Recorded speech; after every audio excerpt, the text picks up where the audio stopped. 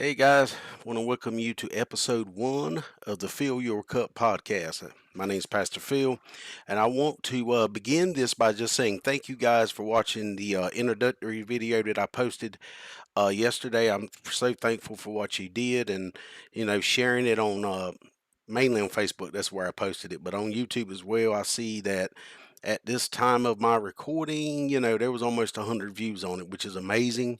Weren't expecting that, but so thankful that there's some eyes on that video. But I want to start by reading an excerpt from this is a life recovery book journal or journey.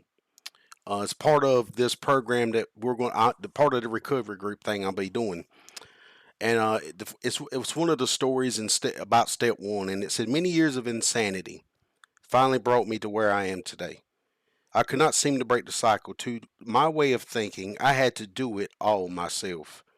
If I had to somehow, some way, pull myself out of the dark abyss of alcoholism, I tried everything which way I could, but I could not do it. And when we talk about any addiction, I know I just mentioned alcoholism, but really any addiction in this life that we are living in, step one of the program says this: we admit that we are powerless over our dependencies and that our lives have become unmanageable. And that's kind of based off of Romans 7:18. It says, "For I know that good itself does not dwell in me, that is, in my sinful nature.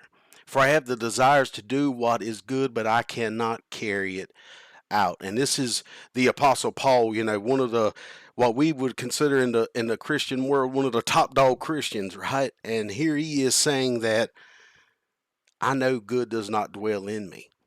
And all of us, many of us in this world, unfortunately, we struggle with something. And I don't know what your struggle might be. Again, it could be alcoholism, it could be drug addiction, it could be pornography, it could be a host of things. But I just want to share this with you guys to help you to understand that God is with you despite those things, right? Despite those circumstances. And I want to pull up some more verses for us as well that I want to read out to us. And that is John 8. And now you might be hearing me type 31 through 36. And I want to read all those in its entirety. And this is where, in verse 31, it says this: To the Jews who have believed him, Jesus said, "If you hold to my teachings, you are really my disciples.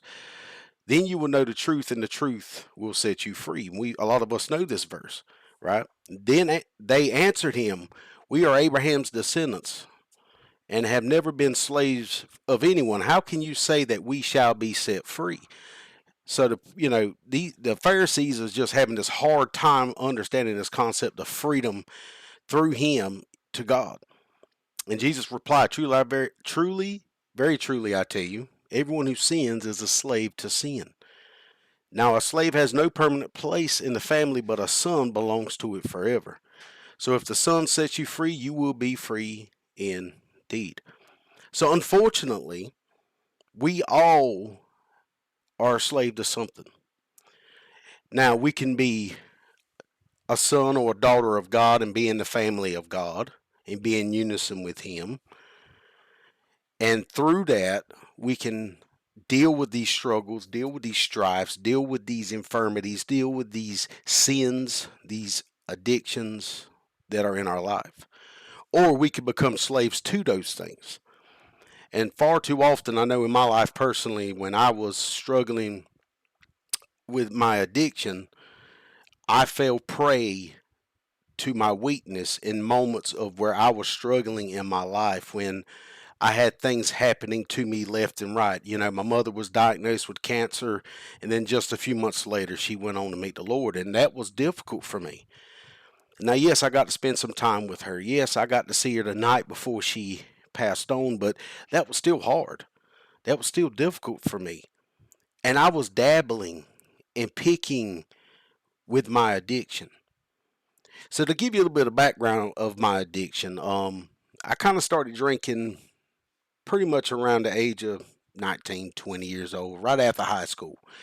And I used to play in this band, and you know, I lived the rock and roll lifestyle as best I could. I would drink and party and hang out. And then May 1st, 2008, some of y'all may have seen a video on YouTube on Facebook where I gave my testimony. And this is basically my testimony. May 1st, 2008, I ran into like 5 state troopers and ended up with a DWI, ended up losing my job. And in that night, I rededicated my life to the Lord. I gave my life to Christ when I was 8 years old, but I really didn't truly understand a walk with Christ until that night. And so from 2008 to 2022, I pretty much stayed abstained from alcohol. I drank here and there, but it wasn't nothing like a big deal. I never dealt with my addiction. I just stopped drinking. I'd find myself being busy. I went back to school to become a teacher, and then I got the call to ministry. So I had all these things going on in my life that kind of prevented me from drinking, but I never dealt with the addiction. And then in 2022, it caught up to me, and I let it catch up to me because I didn't lean on Christ in the moments of my life when I probably should have. I didn't lean in on Christ when I lost my mother. I didn't lean in on Christ when I was struggling with the things that me and my family were going through at the time, being foster parents. And because, as a matter of fact, the same night my mother passed, one of our foster children had to go back to her mother that day. So I went to the hospital that early that morning. My mother had passed. That night, I had to take that child, to her mother. And it was hard. That was just one of the elements that I was dealing with at that time. Not alone, having a full time job, being a full time pastor as well. I had a lot on my plate. And I was not, being totally transparent here, I was not leaning in on Jesus by any means. I was trying to live on my own strength. And because of that, my addiction crept itself back up. And unfortunately, it led me to a place where I ended up having to step away. I ended up going to treatment for 36 days. And, that was hard, but I had to leave my family behind, my friends behind, my church behind. But it was necessary. It was a necessary thing that had to happen in my life because it slowed me down. It made me stop. It made me come to an understanding like, hey, I need help. I am powerless over alcohol, and my life had become unmanageable. And that is step one. Anytime that we talk about step one, and in the first few videos I'll be doing, that's where we're going to be talking is through step one, because that is the key to this entire program. That's the key to overcoming addictions and dealing with your addiction and living with your addiction, is the fact that you have to understand that you cannot control that addiction. You have no power over it. It will overpower you. Now in Christ, we can do all things.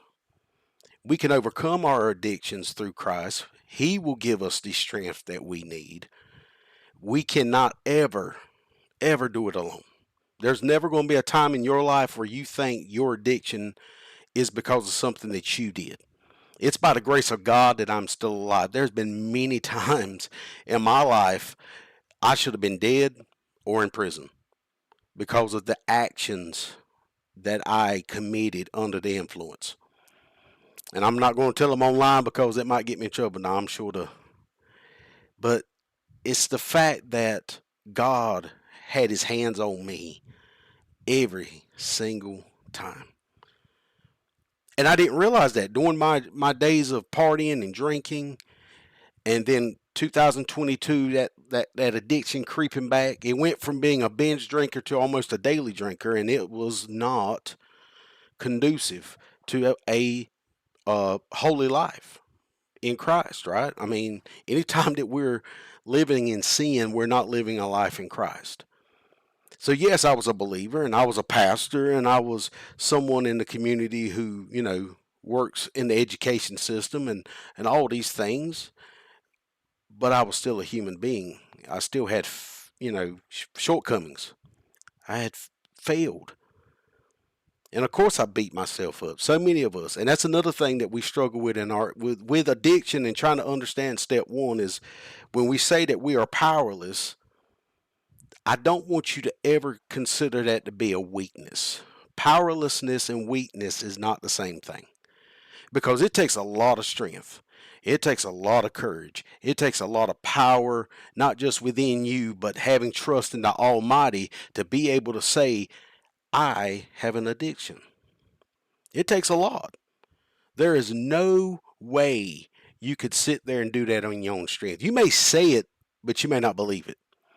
For it to make a difference in your life so you can make a difference in others' lives, you have to admit that I am powerless. So what I would like for you to do as I close this video out, like I said, we'll go in deeper details as we go along through the series, but what I want you to do is to take that word powerlessness. Be powerless. I kept saying powerlessness, but the powerless. Being powerless doesn't make you weak.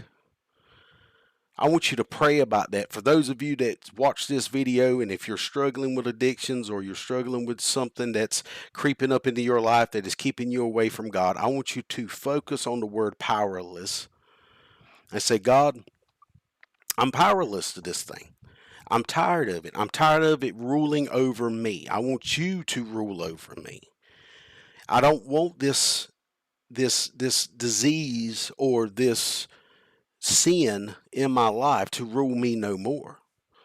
And there are many of us who walk our lives as Christians and call ourselves believers and walk through the grace of God, and we attend church and we pay our tithes and we do all those things, and yet our house is not in order. Our hearts are not in order. So I want you to pray about the word powerless. How does that make you feel? How does that word make you feel inside? Does it bring up anger? Does it bring up hostility? Does it bring up like I'm worthless and I'm less than? Because that should not be what happens. Once you admit that you're powerless over whatever you're struggling with in life, that's when God can move in. And what I like to say is to give God refrigerator access to your life.